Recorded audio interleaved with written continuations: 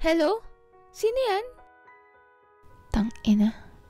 Ang creepy na talaga nito. Sa palabas ko lang ito napapanood eh. Hindi ko alam na posible palang mangyari to in real life. Sino bang gumagawa ng ganito? Bakit may mga pictures ko dito? Bakit pati si Axel? At si Miro? Takte. May kumalabog ulit. I saw a figure of a man. Kaso shit, shadow lang. Rina? Sino nga yan? Sino ka ba? Oh my God, ang creepy mo. Wala ka ba talagang naaalala? Anong sinasabi mo dyan?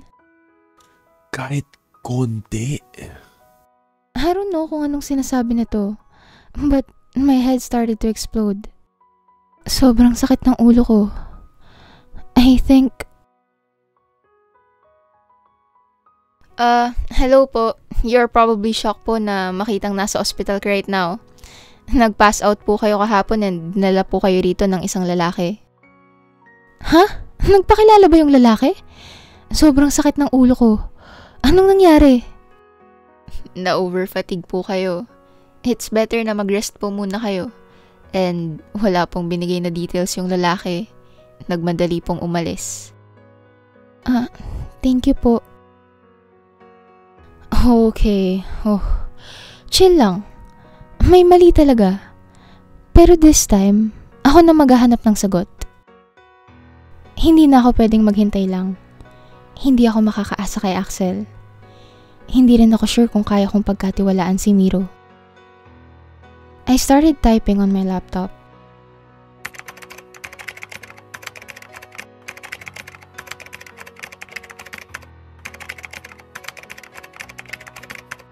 One article pops up.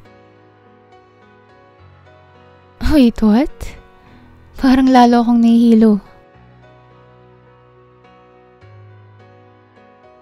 Hindi pwedeng ito yun.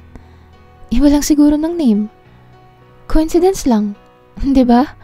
Madami namang Axel sa buong mundo. Pero shit, bakit ba ngayon lang ako na-curious sa buhay ni Axel?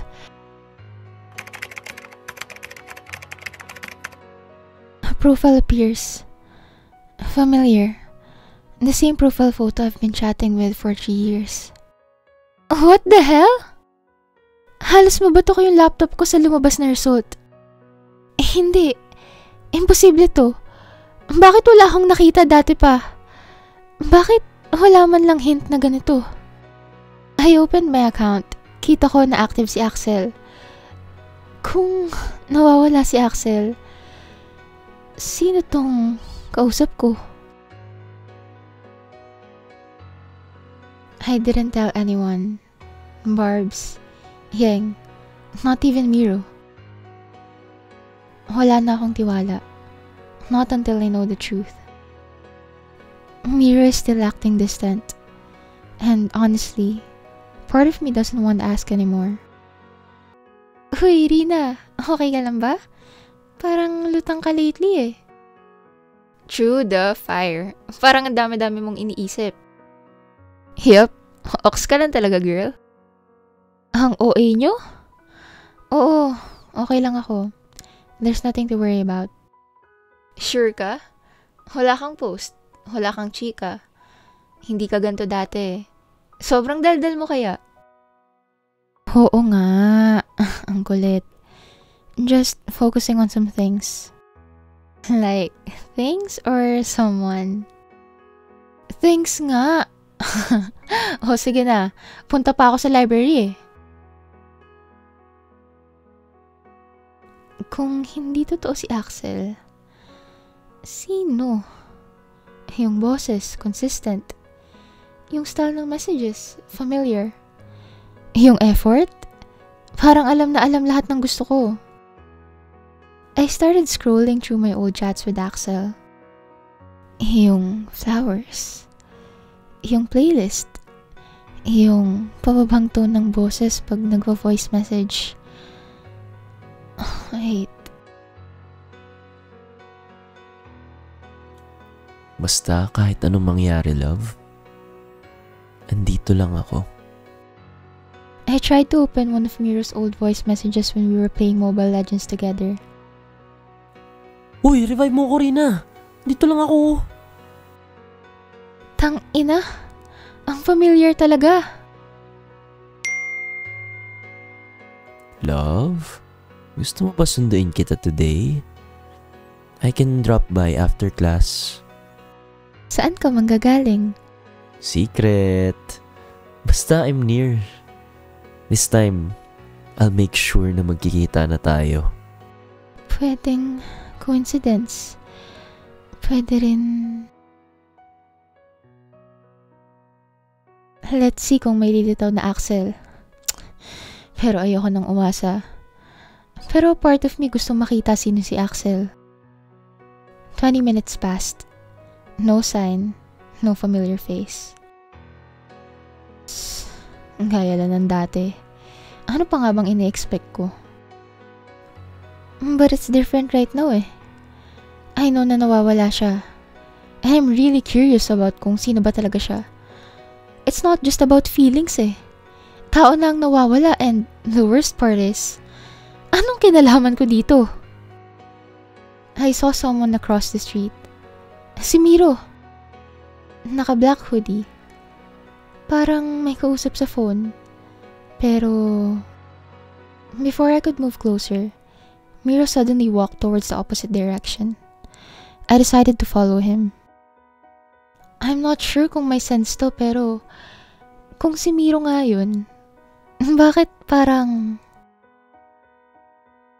Habang sinusundan ko si Miro, na-realized kong dito din pumunta sa abandoned house yung lalaki. Yung mga pictures sa wall. What the fuck is Miro doing here? Tumigil si Miro sa tapat ng warehouse, pero hindi pumasok. May kinuhang envelope mula sa bag, tapos iniwan sa mailbox ng gate. What the heck is that? I waited until Miro left. Lumapit ako dun sa pinag-iwanan niya ng envelope.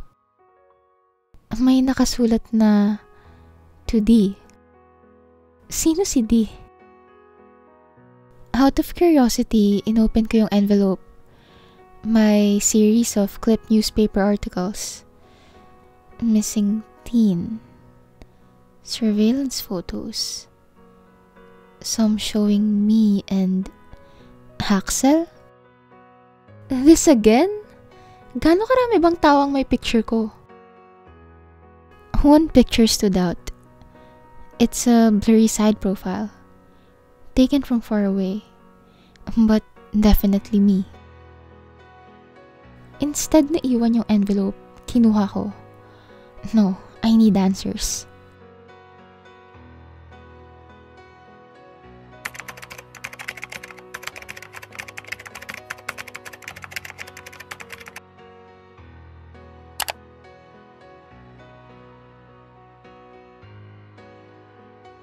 Wait, what?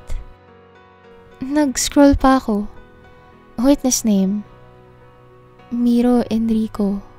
14. Younger brother. Huh? Ano?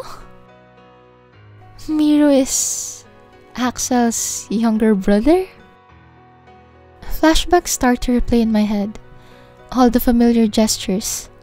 The voice. The shared phrases. The same jokes. The same songs. No way. No. No way. What the... So, totoong nawawala si Axel? So, sino tong kausap ko all this time? Gusto mo ba makita yung next part? Click mo lang yung join sa tabi ng subscribe.